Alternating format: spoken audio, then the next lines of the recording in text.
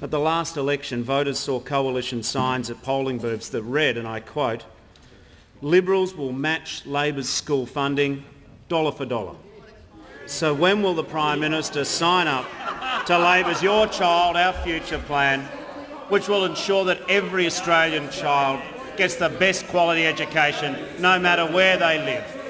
Members on my right, the Prime Minister has the call. We won't promise the money first and then seek to negotiate the outcomes later. The Labor Party, Mr Speaker, have no credibility at all when it comes to these big spending proposals, as they have no way of funding them. They have no hope of funding them.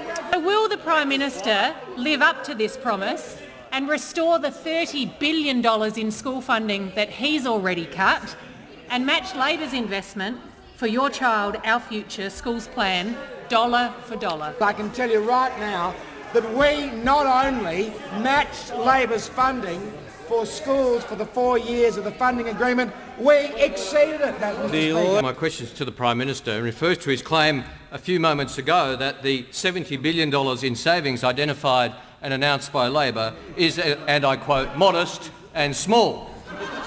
Given the Prime Minister and Treasurer have also described Labor's $37 billion commitment to schools in the Your Child, Our Future policy as large and unfunded, is the Prime Minister aware that $70 billion is a bigger number than $37 billion?